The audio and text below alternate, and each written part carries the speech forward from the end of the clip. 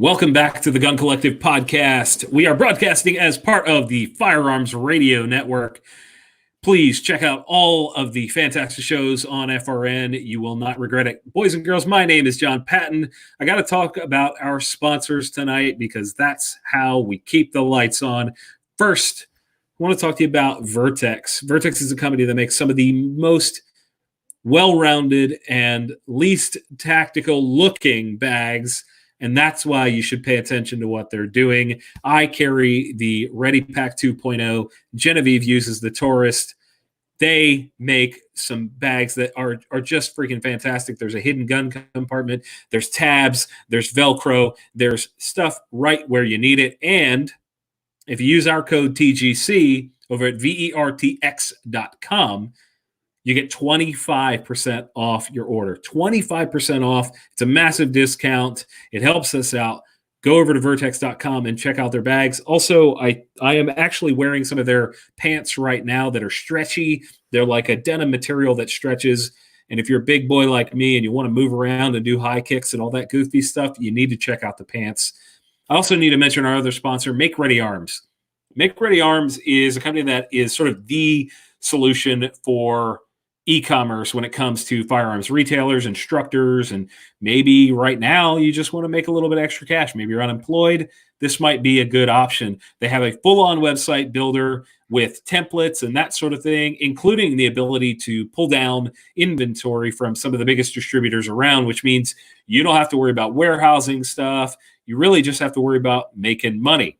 To get a 30-day free trial, use our code TGC30 at makereadyarmswithaz.com. Now, tonight, we're going to cover a topic that has been requested for years. Like literally years, you guys have been requesting this. I've never covered it because, quite frankly, I don't know enough to cover it properly. I'm not your guy on this. I know a little bit. I've reloaded a little bit. However, we have a guest that will help us do just that, and you may guess from his website what the topic is. Our guest tonight is Gavin Gear from ultimatereloader.com. This is a resource that I used when I got started reloading. It was a weird thing that years later we became buddies, and I still love what Gavin is doing, and I'm excited to have him on the show tonight. We're going to sort of walk through what it takes to reload, what you should be looking at, your component selection, where your brain should be at, and things along that line. Gavin, welcome to the show. Great to have you here. How are things? Awesome. Thanks, John. I really appreciate what you do for the gun community, and it's just crazy times. Yeah, it's really strange, man. So as we do with the guests, the last few weeks we've had to do this, what the heck is going on? You're on the West Coast. Mm-hmm. Talk to me about what the Wuhan virus, COVID-19, coronavirus, what's happening over there? Well, I'll tell you, just about 2 hours from here was the initial outbreak in the U.S. There in Kirkland, Washington. There was this really 2 hours away from you. Yeah, exactly. Up over the mountains to the more liberal side of the state. I'm over here in the conservative domain, but yeah, at a retirement home over in sort of a nursing home over in Kirkland, they had 24 people die. You know, that and another guy up in Everett near Boeing, where that's located. Those were the two first hotspots in the entirety of the United States. So people are really on edge around here, and there's a lot of everybody. It's either you're going to spread the virus or you're killing my rights, you know? So what I'm trying to do is just tell people, just be cool. You know, we're all flexing and rolling with some really unknown, very different circumstances. And we all have to be cool to each other and just know that, you know, your actions affect other people. So fortunately I have my 55 acres and I can hang out up here and it doesn't even feel like I'm quarantined. So I feel fortunate there. Of course, there's some preparedness things I'd like to reconsider, you know. I'm not a turbo prepper, but I'd like to be better prepared with things like food and all that. But of course, with reloading and ammo, I'm very well set up. So I'd like to help other people think about how they can get set up and enter this fascinating, exciting, and possibly dangerous domain.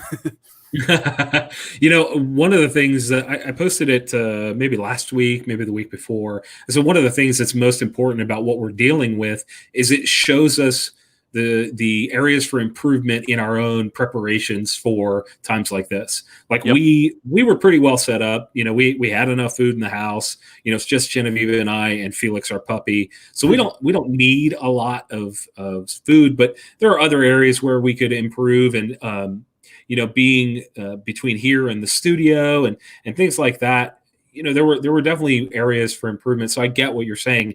Being on 55 acres, I mean, I would do horrible things for that. That's so much. Like in this county, having that much land, that's several $1 million in value. You just don't come across it very often. So I'm happy that you have that much land out west. That's great. That's great. I hope that you'll come and join me at some point and hang out, because we can shoot out to 1,000 yards and have all kinds of fun. But yeah, so let's talk about why people would want to reload. Of course, all of the sudden people want to reload, right? I mean, it's kind of that. I mean, you look at the ammo supply right now, and it's very, very much, oh crap, I didn't have enough. Yep.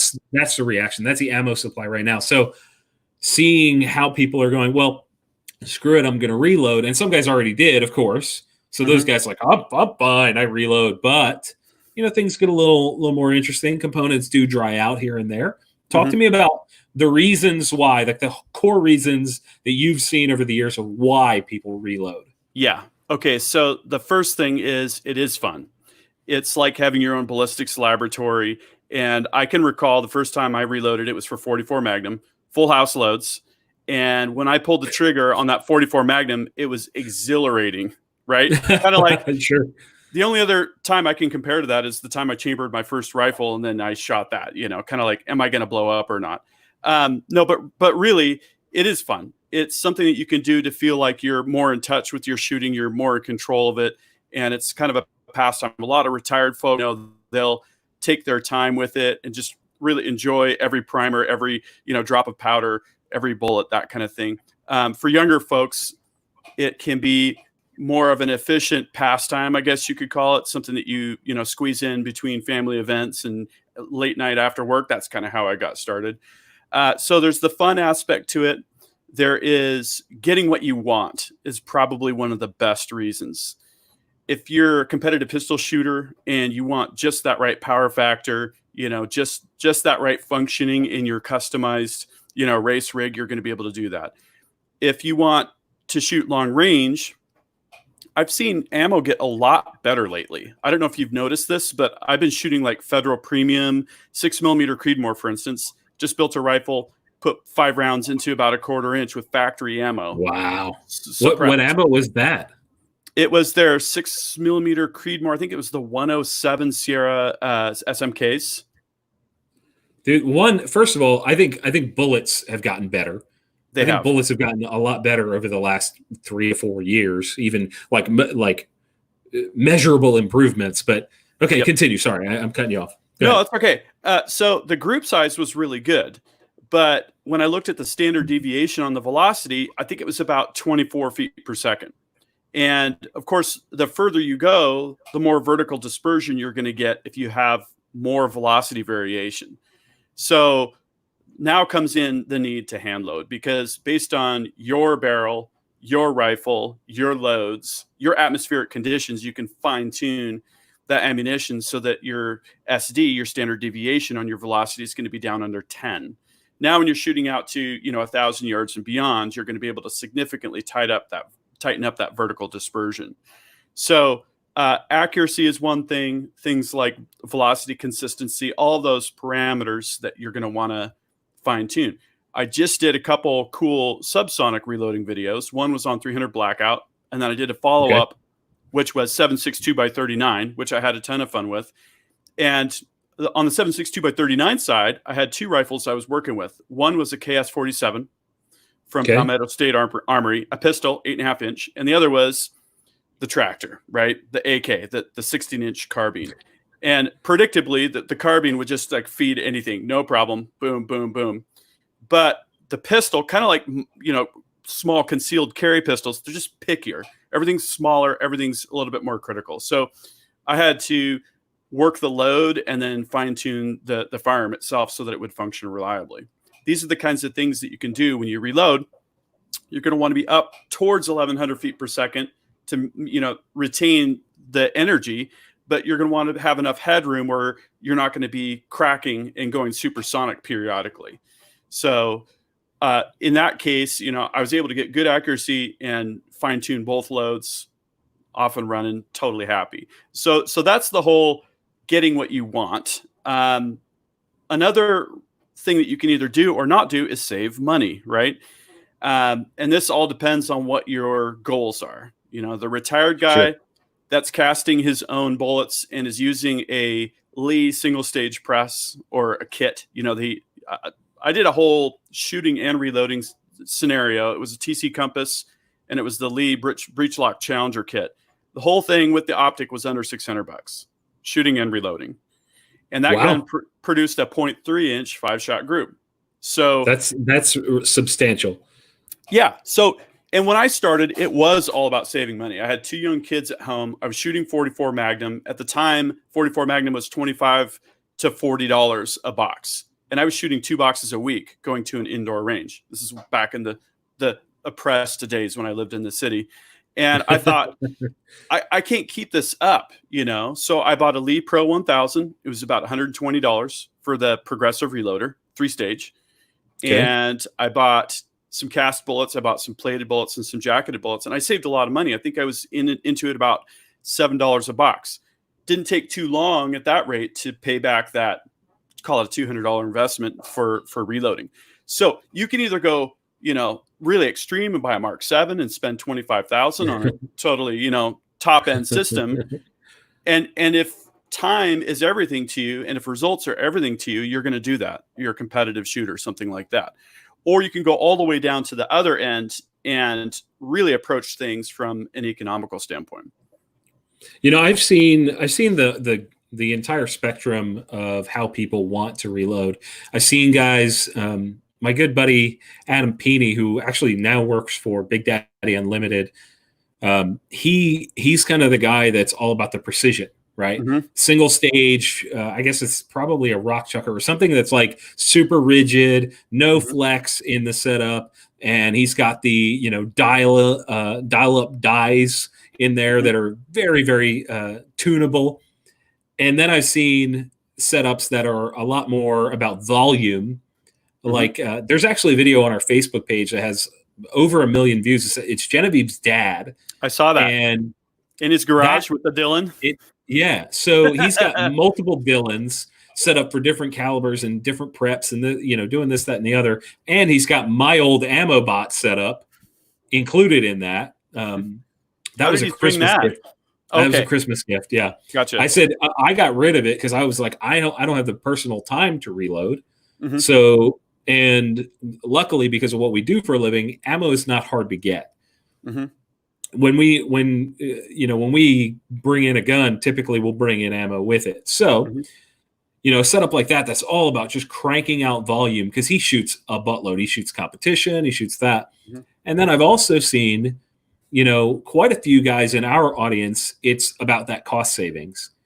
It's about kind of having, either like I started with a turret press, and that's why I started. I was actually your 44 mag. I was 50 AE. Nice. that was why I started. I was like, all right, I bought this Desert Eagle, and I don't want to pay $60, $70 for a box of 20 rounds because that's all you could buy it in for the Desert Eagle. You can't buy a normal thing. So it was about cutting that down to a reasonable point and also making ammo, luckily for me, that shot gigantic fireballs out of the gun. Oh, yeah. Good times. That's the most. That's why I actually made videos about it years ago. But I've seen this entire gamut of each guy wanting to do different things, and I think that's great that you're like, look, there's a lot of different reasons. So let's try and dive down for the people that maybe out there aren't super familiar with the terms, because I think with this episode, I want to make sure that we of course cover the things that the more experienced guys do, know and understand, but I also want to try and keep it kind of basic. So what are the most basic press types? and what are they ideal for? So we talked about a single stage. What is that? Why is that called a single stage? What is it good for? Yeah, so a single stage press is the simplest type of press where you've got a shell holder at the bottom, which is where you put your shell casing, and then you've got your die station at the top, and there's only one. And you can either thread the dies in if it's threaded for the typical 7/8 threading. There's larger threadings as well for 50 BMG and whatnot. Or there are certain types of quick detached bushings. So that's really about how the die goes into that press. Yep. Lee has their breech lock system. Hornady has lock and load system, and they both work. The Hornady stuff is a little bit more expensive. It has a rubber O-ring that kind of holds it in place and whatnot, but the idea is the same. The single stage is going to be the best all-rounder for cost and precision because it's just a very simple device. Yeah, and so typically the presses are a little bit more affordable, but same time you could that affordable press could deliver you some incredible precision. Is that correct? Absolutely. And you can load pistol ammunition on a single stage. It's just going to take you a lot of time. So if you are retired, you want to stretch out the experience, that's probably the way to go. Sure. Yep. So what would be the step up from there in terms of complexity, cost, et cetera? Where does that go? That would be the turret, which is what you started with. So it's kind of like a single stage with a revolving disc on the top where you've got multiple holes that are threaded for your dies. And some of the popular turrets would be like the Reading T7, the Lyman All-American 8. RCBS has their turret press, and then Lee has a couple different types. They're classic cast iron, and then they have a cast aluminum one as well. So I started with I actually started with I think it's a 4-stage with the auto indexing post in the middle.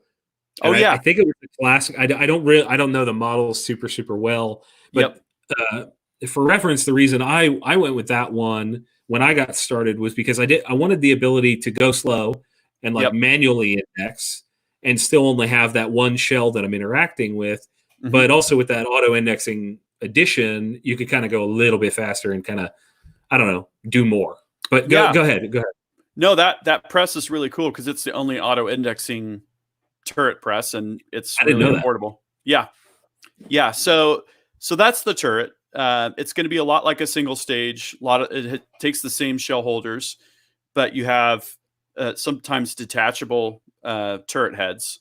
In fact, I think they're all detachable technically. Some of them are intended to be swapped out, like the Lee one that you had, and then some are more fixed, and then you can, get one if you spend the extra money. Most people don't. They'll set up, a few different types of rifle ammo or something like that and just spin it around when they need the different dies. And then stepping from the turret up, you have a progressive press. And this is where the type of the press is fundamentally different than the single stage and the turret. With those two, you've only got one thing going on at once. Every time you pull the handle, one thing happens. Whereas with a progressive, you've got multiple die stations at the top and you've got a shell plate instead of a shell holder at the bottom. So now when you're pulling the handle, you've got 3, 4, 5, 7, or 10 things going on to throw out. Yeah, lots more going on. And the benefit of the progressive press is they're typically set up so that every time you pull the handle and cycle it completely, you get a completed cartridge. Some of them are auto indexing, like the Hornady Lock and Load AP or the Dillon 650 and 750. Some of them are manually indexing, like the Dillon 550. And what's interesting about that is there's pros and cons to both. An auto indexing press that's one less thing you have to do to spin the shell plate. And also it's not going to be indexing while the RAM is going up and down. And that means you can accommodate longer cartridges without having to tip the bullet inside the die and do things like that. So presses like the Dillon 550 are popular because you can still get a good amount of throughput. They're affordable, they're relatively simple, and they have some of those advantages around things like the manual indexing. The downside of a manual indexing press is safety and convenience. The main downside is safety. if you read about people blowing up guns from reloading online, like pistols, quite often it'll be a Dillon 550 because it doesn't auto index.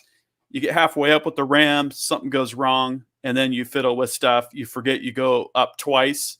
You can do that. You could take a case if it'll hold the powder and charge it 3 or 4 times.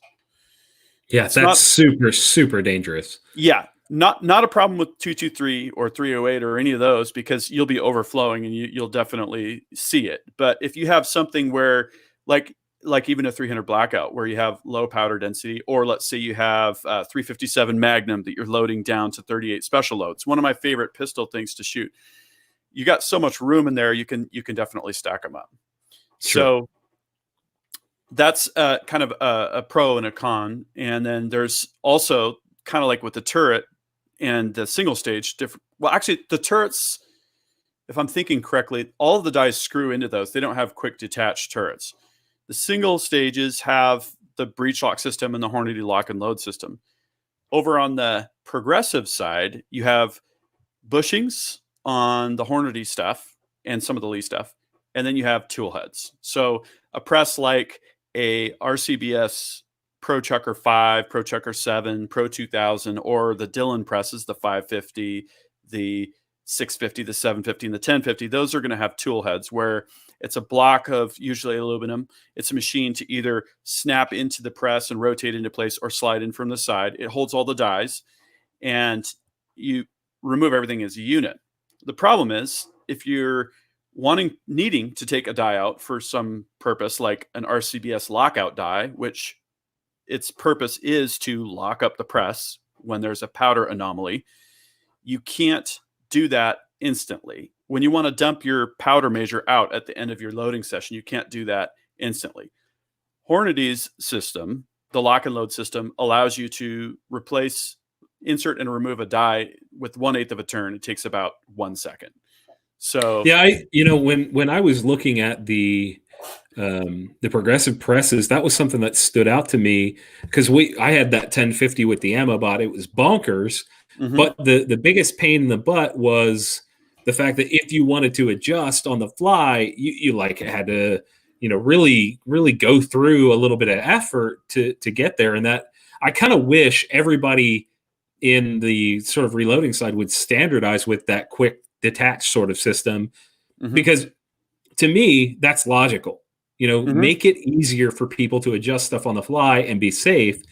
And with setups like the 1050 where it's a pain in the rear to swap out calibers, and a lot of guys end up with 2 and 3 and 4 and 5 different presses when they start getting serious, because it's such a pain to swap over different setups. For instance, we were just talking about Genevieve's dad's setup.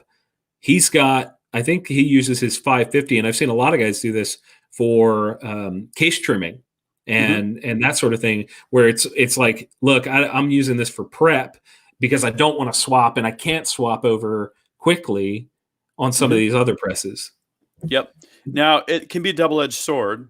I'll draw a couple comparisons here. Sure, please. The Hornady Lock and Load AP is, I think, probably one of the best options if you're frequently switching calibers and you're wanting to play with stuff, because every die can come out of its station instantly. It's got the little spring around the shell plate, makes it really easy to insert and remove cases, that kind of thing. But if you compare that, I'll go back in time just a little bit to the Dillon XL 650. Okay. Everything's on rails. That's the way that I would describe it. Is there's a little kind of ramp where the case, the rim, is secured, and when the inserter from the case feeder pushes it into the number one station, it can't fly out. It's literally on rails. It has no choice. On the Hornady Lock and Load AP, the case will slide on a cast iron surface, and if it bounces, it can bounce right out of the press. Oh wow! So the double-edged sword is the Dillon. Once you get it set up and once you get it running, is probably going to be the most painless thing in that price category. Sure. But the caliber conversion kits are more expensive because they have more parts. Those little tracks that the case rim slides in are extra bits that you're buying for each class of case rim, at least. And you can mix and match parts between the conversion kits if you know all the codes and all the numbers and whatnot. But it's, at the end of the day, the best model with the Dillons is have dedicated tool heads, have presses dedicated. Maybe like if you're a competitive shooter, you're doing 3-gun, maybe you have 223 on one side and 9 on the other. You got 2 presses going, one with small primers, one with large primers. Dylan did address some of that with the 750. Their priming system is really easy and flexible to switch over. It's kind of like the one on the 550. So I think they're taking some of that input and they're making changes to retain what Dylan is known for, which is the no BS warranty, the quality, the smooth running, and then add a little bit more user friendliness for some of the tweaks and changeovers and troubleshooting and stuff. So we talked about a progressive press. Let's talk about the steps up from there for the guys that, like, honestly, I think it's really neat to see. You've got auto drives, and then you've got straight up commercial loading machines. Yeah, like a Camdex or something like that. Yep. Or an ammo load. I've actually, so I worked for a place that made bullets. It was a gun store, but they also had a business where they made bullets, and they loaded ammo for folks. So I personally have worked on, I think it was, they had a Camdex and an ammo load, 2 different machines. Wow. But I've worked on them, and I know how crazy that can get. So what is an auto drive? How does, like, on these progressive presses, what does that do for you? And then what's the comparison to the sort of professional machines? How does that go? Sure. Like, what is that? This is an interesting story, I think. So going back in time, the first popular auto drives were like the Posness Warren Dylan auto drive, which was basically just a motor that would be, running this eccentric arm that would basically actuate the linkage and run the press, and it would just run. And so it's basically, to simplify it as much as I can, the auto drive is about, it's basically a machine that is automatically running the press and cranking out ammo, quote unquote, for you, but you still have to babysit. Yeah, and the problem with a completely mechanical system like that is if something gets in the way, it's going to get crushed. Parts break, all of that. And so fast forward to things like the ammo bot, which I haven't had actually hands-on time with, so you could probably tell me some of this. A more sophisticated version of something like those older systems where, it's computer controlled, but it's relatively simple in the way that it functions, and it doesn't have all of the bells and whistles that the sophisticated systems have. Is that a reasonably good summary? Yeah, the first of all, I will say the AmmoBot has come a long way since even I found out about them, and like they've got multiple revisions now. What a lot of these auto drive systems do for you is kind of give the system a brain. And what's cool about that is like multiple sensors start coming into play, and you're taking what was a manually driven press and giving it some horsepower. Yeah. Really, that's what it's all about in the way I look at it. You've got a system that has more intelligence so that you're not destroying decapping pins all the time. I've done that. That's a frustrating thing when you put, a case goes in and it sits a little sideways or something, and you put a decapping pin right through the side of it and just destroy the thing. Yep. For reference, a decapping pin is how you get a primer out of the back of the case from the front. These are all parts that can go sideways if you're not paying attention or if the press starts to get out of hand. But even since I think we were on the Rev 2, I think that's what it was with the AmmoBot.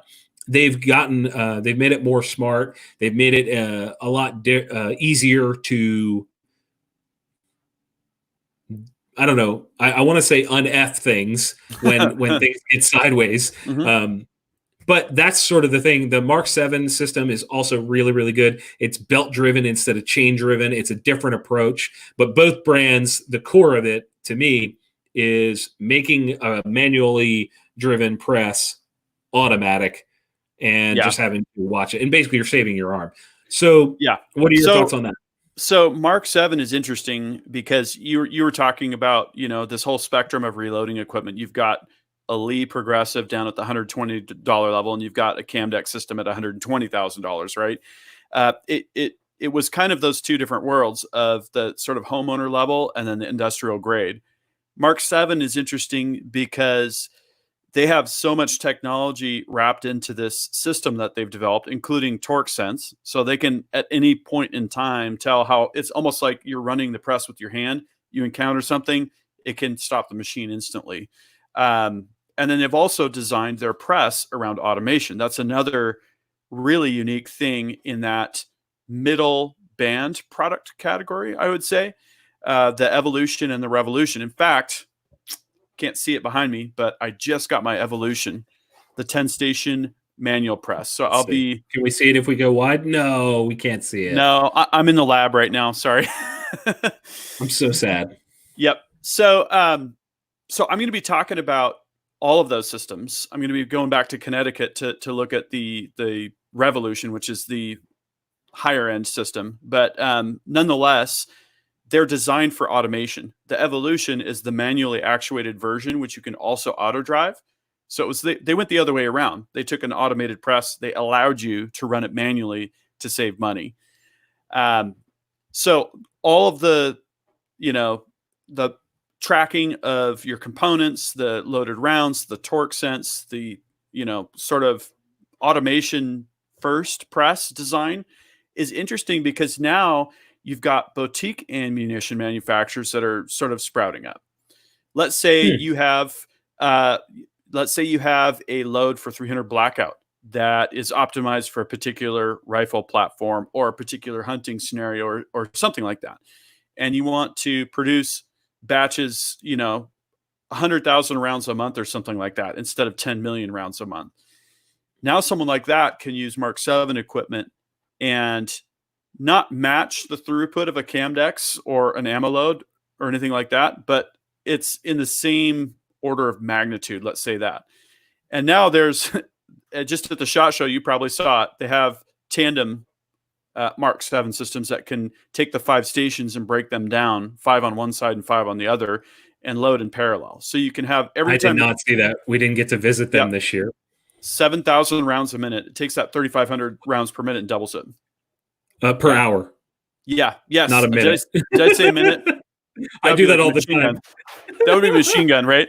Yeah. So can you imagine a machine that loads ammo as fast as you can shoot it? That'd be crazy. Mm-hmm.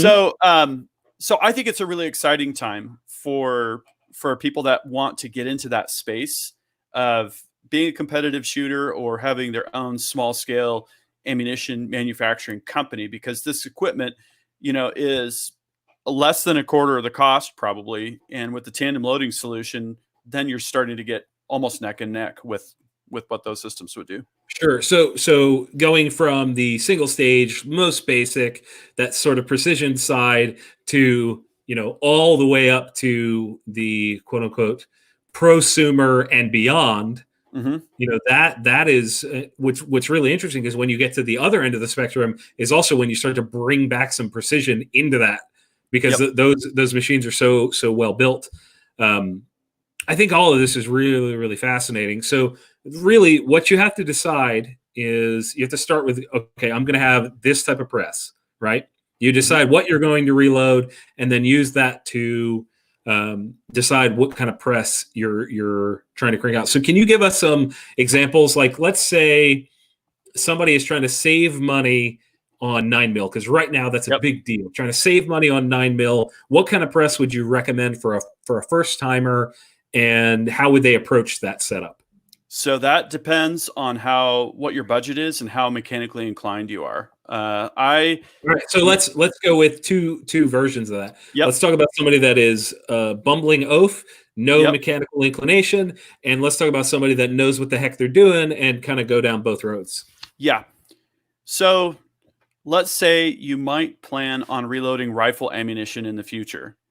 If that's the case, then you definitely want to think about starting with a single stage so that you can take everything one step at a time and kind of work your way up towards full progressive operation, which can be a little bit intimidating. And you're going to want to have that single stage press for things like decapping and loading rifle ammo and all that. That's a pretty easy, straightforward pathway there. And it's super affordable.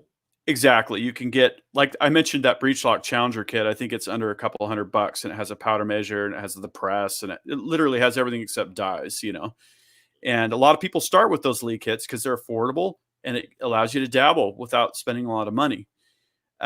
If you have a little bit more budget and are a little bit more mechanically inclined, I think there's two good pathways. One would be something like a Dillon 550, because it's very easy to run it as a single stage because it doesn't auto index, and mimicking a single stage, I guess you could say. And then you're still, the 550 stands for 550 rounds per hour. That's what they would say a reasonable throughput expectation would be. So if you want to load 9, that's not too bad, you know. That's a good amount. You know, It really 2 hours is. and you got a case of ammo. Exactly.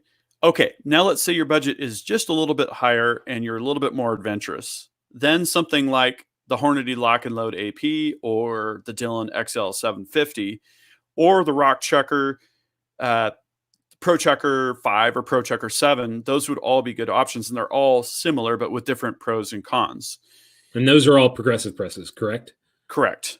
Yeah. Okay. I started with the Lee Pro 1000 because I was on a budget, like I said, and then I did a whole bunch of research and ended up with the Lock and Load AP because I wanted those quick change dies and some of the other stuff. Sure. Hornady better on that side. The Dillons are better with the case feeder, so it's kind of pick your poison. Sure. And I mean, real quick, I want to make sure that we there's somebody that's asking for links. First of all, you can go to Gavin's website, ultimatereloader.com. That's a good home base, but he has a YouTube channel and has a new, you said you had a series on this very topic that you're going to be diving into, started. And if you can find it, I think it's Ultimate Reloader on YouTube as well, correct? Yeah, it's the channel name is Gavin Tube, which is for Ultimate Reloader and Making with Metal. I also do gunsmithing and machining. But if you look at one of my recent videos, it's basically resources for getting started reloading. And I kind of pointed to some stuff that I put up already. I've got Reloading 101. It'll take you through pistol loading start to finish in an article format with no videos for free.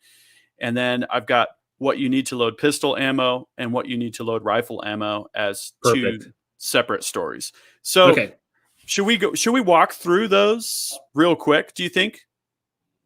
Like, yeah, I think that'd be great. Sure. So we just talked about the equipment, you know, like what press you're going to buy. And, you know, the turret hangs somewhere there in the middle to quickly, you know, finish that discussion. So yeah, you know what? Let me kind of try and expand on the turret from my personal experience, and you can correct me if things have changed. So I knew when I started reloading that I was going to end up reloading a bunch of different calibers. So I went with the Lee turret press, which has interchangeable tool heads or whatever they call them. The idea there is that I would set my dies up for a certain caliber, pop them into the press, load that, then swap it out really easily. And it was only one case at a time that I was working with. So for me as a newbie, this was sort of a balance of I can control how fast I'm going. If I want to throw the auto indexing rod in there, I could. And with the turret presses, you can go a little bit faster than a single stage, only interact with one, and you have more flexibility in all directions. So for me, that was the idea. However, with that Lee press, there is some tolerance things going on, like the tool head will move. Things are not super tight. So for me, I wasn't necessarily worried about precision. I went with that because I wanted the ability to go higher volume if I wanted to, and maybe not get into something that was a lot more expensive, like the 550s and the 650s and that sort of stuff. Does that seem to make sense? Does that align with why guys pick those presses? Yeah, and let me expand on that just a little bit. Is with a turret, there's really two ways you can load. You can load sort of the precision rifle single stage way, which is to have a loading block, and then you go through each case in that loading block, you size it, and then you go through each of those and you prime them if you're priming off the press. Then you charge them, right?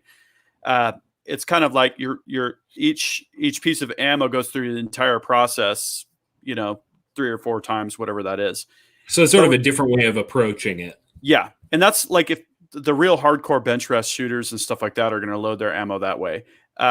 With a turret, though, especially if it's auto indexing, like you were mentioning, you can set it up even with a powder measure so that you can just pull the handle maybe 4 times and then you've got a cartridge that kicks out. You put another case in and so on and so forth. So it's almost like a hybrid between the progressive loading model and the single stage loading model. And I've done both. They work great both ways.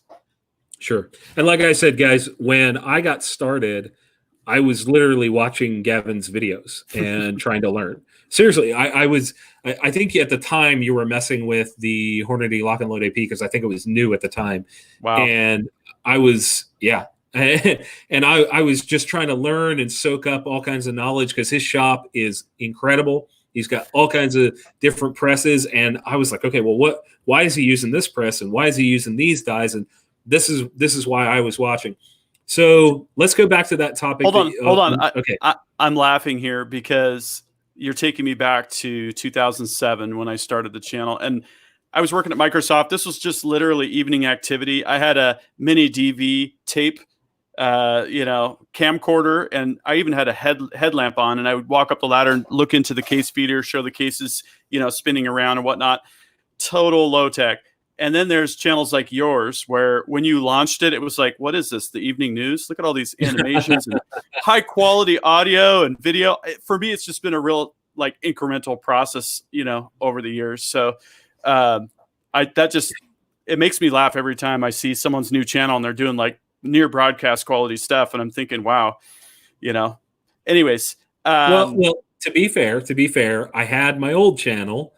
And that was just hold the camera at the range. A lot of guys TGC is its own, it's a different thing, but you look back at where I started, the first review I ever did was on a Walther PK380. It's still on my old channel and it is god awful.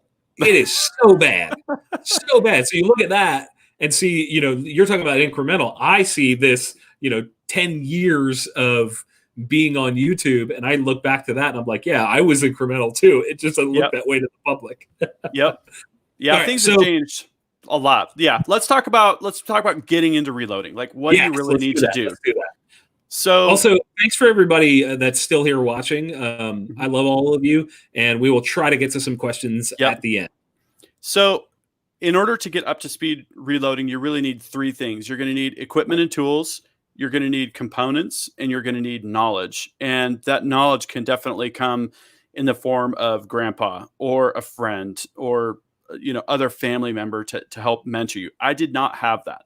So I had to figure all of this out on my own. I think what you're going to really want to start doing is kind of plan out what you expect to do with your reloading over the next 5 years. If it's just going to be pistol, or if it's just going to be hunting ammo, that's going to send you down 2 different directions completely.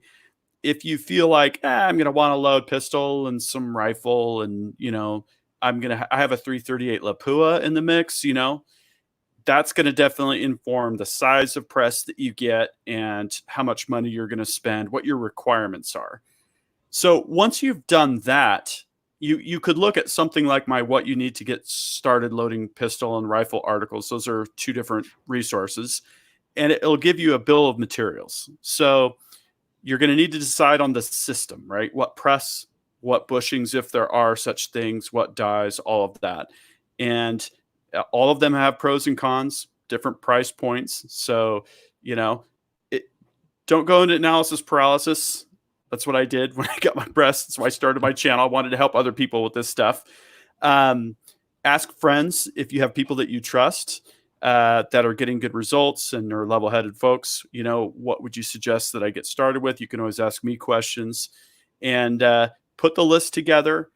Right now, it might be difficult to find certain things. Put in a couple orders online, maybe a Mid-South Shooter Supply order and a Midway USA order or something like that. And then wait. Probably the hardest thing to get is going to be things like primers and powder. Whenever there's a shit hits the fan moment like this, it's just inevitable that people will start panic buying. It's basically toilet paper, but with explosives. And so if you have stuff, and if you know someone that's in this position where they're starting to reload, please help them out, because even a couple packs of 100 primers can keep someone entertained and help them learn, and get off the ground. So, so you're going to need the equipment and the tools. And like I said, there's resources I have and other people have to get that. And then you're going to need to get the components. So think about what kind of ammo you want to load, what kind of bullets you're going to need. If you're going to reuse your cases, that's fine. You're going to need a tumbler or something like that to clean off the dirt and the carbon before you go to reload them. You're going to need primers and you're going to need powder. There are some powders that are incredibly versatile. One example would be Varget. Varget powder for rifles, 223, awesome. 308, awesome. Light 6.5 Creedmoor loads, awesome. I'm just about to do a 6 Dasher build, which has become a very popular PRS cartridge. Guess what they use? They use Varget. So you might find, on the pistol side, you'll find similar powders. A Hodgdon CFE pistol or HP 38. Some of those are Bullseye are going to be really, really flexible. And with powders, just a quick 101 on those, it's all about burn rate. Rifles will use slower burning powders because there's kind of a longer period of time where the powder is burning, longer barrel, so on and so forth. Pistols are going to typically use very fast burning powders so that if you have a 1 7/8 inch barrel on your snub nose revolver, it's going to be able to burn it in that short period of time that the bullet is going down the barrel. So if you look, there's a thing called a relative burn rate chart. You can look on there. Best thing to do if you're starting is to look up load data. You can get books. Hodgdon has a free reloading data center online. There's a bunch of other things. I have that in my What You Need to Start Reloading video. If you look at that, it's published it about a week ago. And so there's a lot of things that you can do kind of double duty with. And once you get your components and your tools, I remember for case lube, I used Lemon Pledge. That's right. I was a scrounger. I was on an extremely tight budget. It works good. So, don't be afraid to throw some cases and walnut shells in a hubcap, slap it on your car, and drive for a while to clean your cases if you need to. People do all sorts of stuff. So get creative. Don't go overboard right away because you're going to find you'll get preferences for things, and if someone loans you some primers and they don't work, you haven't wasted a whole bunch of money and time. So then it's time to study up on the process. Pistol loading, you've got your decapping and your sizing, get the brass down to the original size and dimensions and get the primer out. Then you've got your flaring of the case mouth, especially for lead bullets, anything that's going to shave the bullet when it gets shoved back in. And then you've got your powder charge. Typically that's on press with a pistol, frequently off the press with rifle. And then you seat your bullet. And then in some cases you crimp the bullet as well. Pistols typically are crimped both for autoloader and revolver. And then for rifles, some of the autoloader cartridges like 223 or 308, you're going to want to throw a crimp on. Usually it's optional, however. So that's kind of the basic process. It's hard to really articulate what's going on without video or pictures, at least. But sure. But I think the basic level of what we're just talking about is, like you said, you got to figure out what the equipment is that you're going to use to accomplish your goal. Then you're going to figure out what the parts are that you're going to put together. Mm-hmm. And then you need to learn how to make all that come together. Yep. I mean, absolutely. It's really you equipment, components, skills, and knowledge. That's how you have it broken down. And I think that's a really good thing. I want to make sure that we get to questions, guys. So if you have questions, throw them in the comment section. And we will try to grab them as best we can. One of the questions that I have that I always came across is this it's sort of a minutia thing. People always say, like, reloading books, they're plentiful. That was how I learned recipes because I loaded, you're talking about Varget. I loaded that in 3030. I used Unique in my 45s and 38 special loads. Like, I was trying different stuff, and I would go on to like a forum at the time because, social media wasn't as big as it is now. And I would ask guys like, hey, this book says, XYZ, this many grains of this powder for this load at, I want the bullet to go this fast, blah, blah, blah. I would ask, is this a decent load? Has anybody tried it? And I Mm-hmm. was always met with, oh, well, you have to try 10% down. You have to, download from what these books say. What the hell is the point of having a book if you have to not use what the book says? I think a lot Can you of that expand is on that covered. idea? Lawyers, I think that's cover your ass from manufacturers and component suppliers and whatnot. But I think you bring up some really good options there. Handloads.com, which no longer exists, had a whole sort of crowdsourced database of load data that I referred to frequently. But that would be one of the biggest pieces of advice I would have for starters is, the whole thing, measure twice, cut once. Yeah. You want to check your load data 4 times and from multiple sources as well, because the last thing you want to do is use the wrong powder. That could blow up your gun. You don't want to use the wrong powder charge. That could blow up your gun. You don't want to use the wrong primer. Probably not going to blow up your gun, but it could cause pressure problems or whatever. And then another thing is bullet seating depth. If you take a cartridge like the 45 ACP, short and fat, and you're going to be at around 5 or 6 grains of powder. If you take your bullet seating depth and change it like 40 thousandths of an inch, you've significantly changed the air volume, and that will cause pressures to rise. If you've got a 357 Magnum, you've got a lot of airspace in there. 40 thousandths of an inch probably wouldn't do a whole lot. So there are certain things that are really critical. The load data manual, like if you're using Hornady bullets and you have the Hornady load manual, it's going to tell you the overall length for the cartridge for that bullet for that load. And if you're getting started, that's the kind of information that you need just to make sure you're not taking any undue risks. And I had to I did a 7.62 by 39 220 grain plated bullet load from scratch, just based on 300 blackout. And that's always uncharted territory. Mm-hmm. I used the 300 blackout load. I'm not saying anyone should do that. And I worked my way up until my action would cycle on my KS-47. There's software like Quick Load. I'm just starting to use that myself. Probably should have years and years ago, but it'll model what the pressures are for a particular bullet, a particular primer and powder combination for a particular cartridge with a particular seating depth even. So down the road, you might want to go to that level. As a starter, you're going to want to use some book data that you trust, double check it with another book, doesn't hurt, and then measure everything twice and then fill the case and top it all off once. You know what I used to do would be I used the Hornady book. I had it was like a powder manufacturer. I think it was the Hodgdon book.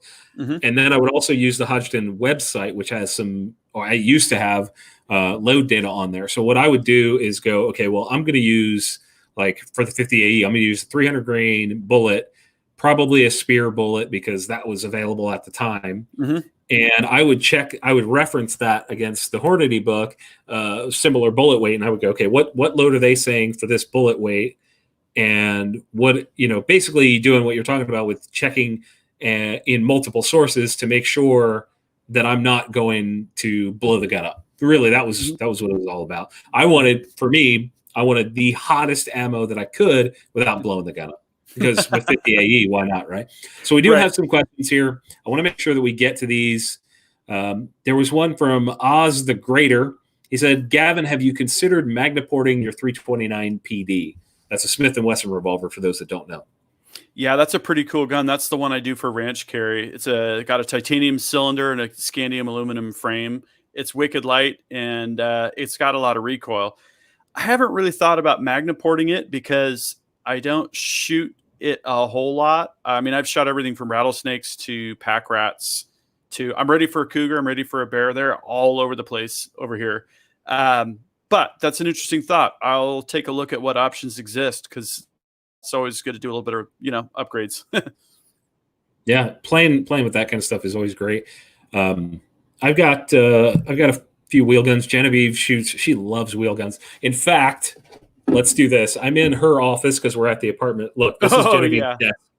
Nice. This is a 45 ACP. I don't know exactly which model, but this is a 686 that's been all race gunned up for I-Core. Revolvers are a thing around here. I've got a 586 because I like the deep blue, but I'm totally with you. Beautiful gun. Beautiful gun. Yeah. Okay, let's see if we've got any more questions here. I'm going to scroll down.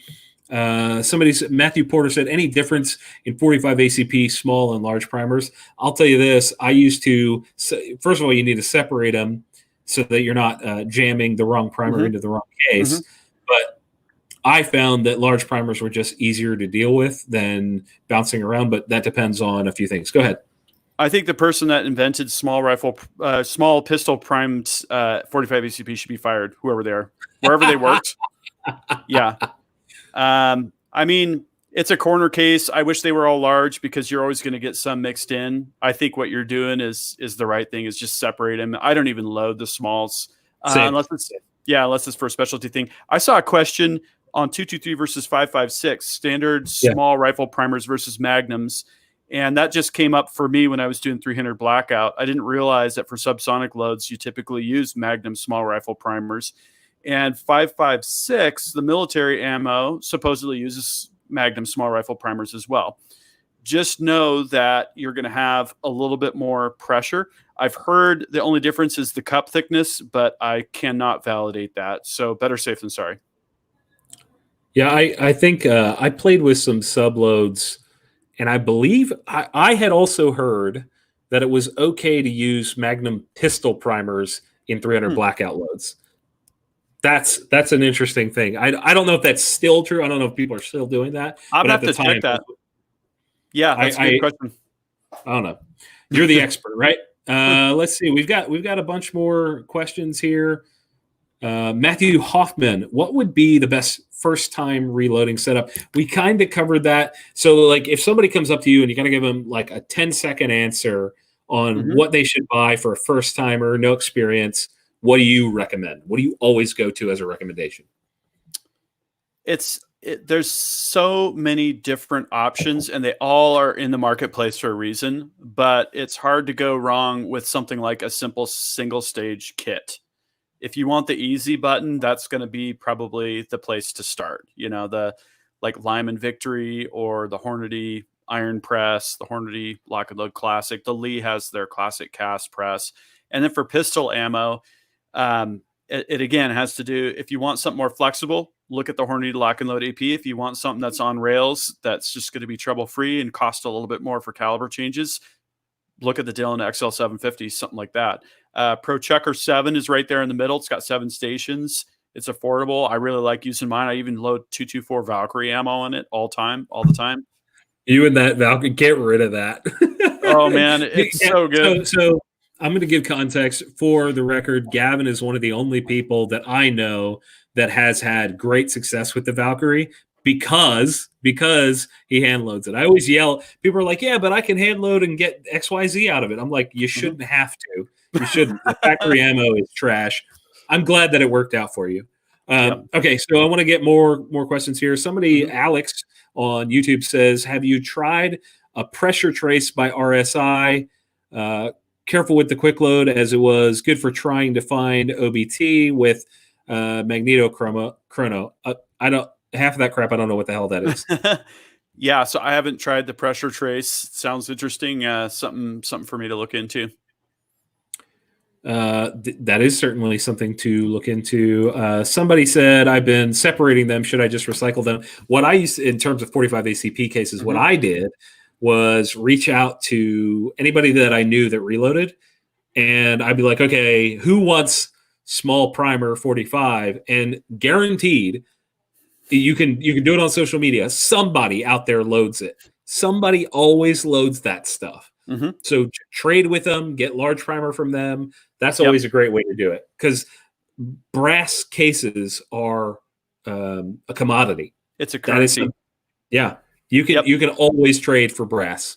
I would do it if I only loaded 9 and 45 and I didn't want to have 2 primer setups and I was in controlled conditions in terms of reclaiming my brass.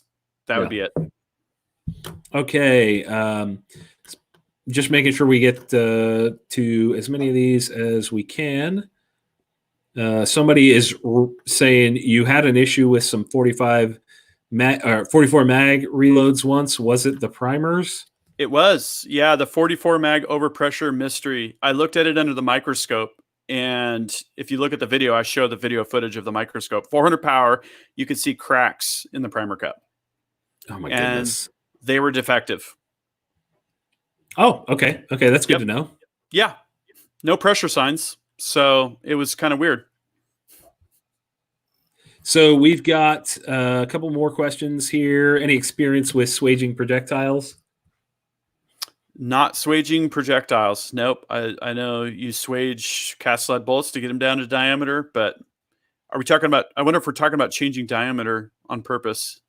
I'm not sure. That's a good question. That is something that I know Chad and Eric have done quite a bit of and have some good videos on from Iraq Vet 8888. I've been there. Their reloading setup is bonkers, absolutely bonkers.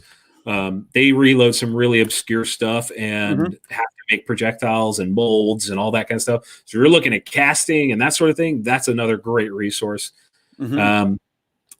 Infinity Squared says, when are you going to load 50 Fat Mac? 50 Fat Mac. Well, first I don't even know what that is. I'm gonna have to figure out what it is first. Yeah. I'm sure it's silly. Yeah. Sounds fun. Let's see. I'm just going to read this one out. I got into reloading progressive for my first press, and I used Gavin's vids on the Hornady lock and load. I now have a single stage for precision rifle. See, that's something that you can also consider. A lot of guys come at it with, I need one press for what I'm going to do that's going to cover everything. My approach at first was that exact thing.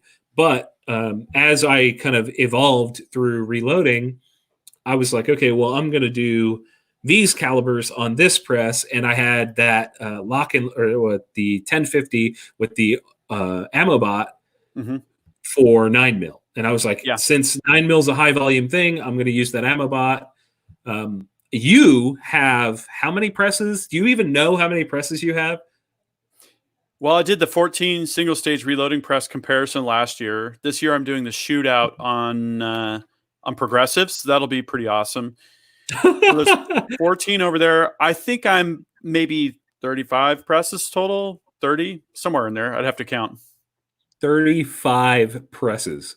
Boys and girls, if you want somebody that knows about reloading presses, you're looking at them. It ain't me. Goodness gracious. The world's foremost expert in a very obscure product domain. Hey, it ain't bad to be the expert in anything. Yeah. Unfortunately, we do have to wind down. I will swaging primer pockets. That sucks. I'm going to read the last few questions here. Is reloading beyond published data a sin? I will say no. Use at your own risk. That is something that I've done. Do it on your own time. Play with your, take the risk that you're willing to take. Somebody said pressure signs. Yep. Yeah, that's a great way. Pressure signs they will come up and you can see them. They're quite obvious. Would you pick Valkyrie over 6.5 Creedmoor for reloading? If you say yes to that question, I'm going to drive out there and hit you. Well, they both reload pretty easy. The Valkyrie, the projectiles, it's pretty smooth either way, but it's a little bit more effortless to load the Valkyrie. And I'm in love with my bolt gun that I built, like in love with. Oh, I might have to come hit you. I hate the Valkyrie. Was such a disappointment to me. We had like 3 or 4 guns. None of them would shoot with factory ammo. I know. I saw your range video and it was like all over the place. Oh my God. What a frustrating thing that was. Yep. I also think 6.5 Creedmoor factory ammo is really, really good. I also have a 6mm that's really good too. So Infinity Squared came back and said the 50 Fat Mac is a 20mm neck down to 50 BMG. Oh my God. Yes. Reload that. Yes. Yes, please. That sounds good. Yep. More of that. That sounds like a good time. There is nothing like a 50 BMG projectile going 4,000 feet per second. Let's see if we can blow up our high-speed cameras. Yes, that's right. I forgot to mention that Gavin and I actually have the exact same high-speed camera, and boy, oh boy, should we need to figure out what to do with that. Like point them at each other and just let them fight. Yeah, we need to do some remote collabs. I want to shoot with different YouTubers at the same time. I've got Pete Milan from Impact Shooting. He's in South Africa. We're going to literally set up the same shooting stage and then shoot it from 4,000 miles or whatever it is apart. So we should think about doing something like that. Maybe get the high-speed cameras involved.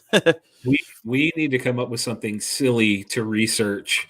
And you know, I want to do more with you because I think, you know, of all the people on YouTube, you come at things from such a well-presented point of view. You have always been a resource that I feel like I can trust, and I genuinely appreciate that. Before we wrap up, where do people find you? What do you want to show people? What do you want to tell them about? Yeah, so you can find me at ultimatereloader.com. You can find me at makingwithmetal.com, which is all about machining, metalwork, and gunsmithing. And then youtube.com/GavinTube, GAVINTOOBE, worst naming choice I ever made. We'll make sure we get the links in the description as well. Yeah. So if you want to hit me up with questions, you can use my about page on YouTube. You can go to ultimatereloader.com/about with my contact form. I'd love to have a discussion with you and help you with questions and stuff. It might take me a while to get to it, but I'm also on Facebook. If you search Ultimate Reloader over there. John, I wanted to thank you. You talked about me and, you know, some of this knowledge or whatever. It's been really helpful, the insights that you've given me into creating communities and cultivating communities, because I just usually approach things from the technical perspective. So it's been really great to maybe someday you'll teach me how to do Facebook, because I have absolutely no idea how to do Facebook. Facebook social media is a game. It is such. I could do, you know, like we've been on here about an hour. I could do 5 hours on social media alone. I did a 45-minute presentation of like the top level iceberg, you know, just scratching the surface on influencer marketing at the NSSF CMO Summit.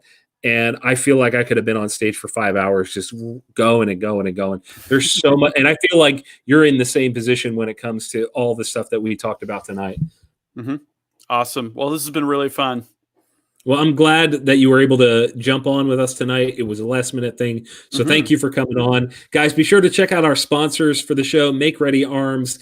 MakeReadyArms with a Z.com. Use our code TGC30 to get a 30-day free trial on their website builder, their e-commerce solution for firearms. Boys and girls, you know that's been an issue. Pay attention to that. Also, check out Vertex, VERTX.com. Get yourself a EDC bag, a carry bag, whatever you want to call it, a hiking bag. I carry the Ready Pack 2.0 because it is the least tactical looking and the most effective bag for my daily carry needs. If you use our code TGC, you get 25% off. That's a massive discount. 25% off. That's freaking awesome. As always, guys, thank you all for tuning in. Thanks to Izzy for helping us out in the comments. We will see you all next time.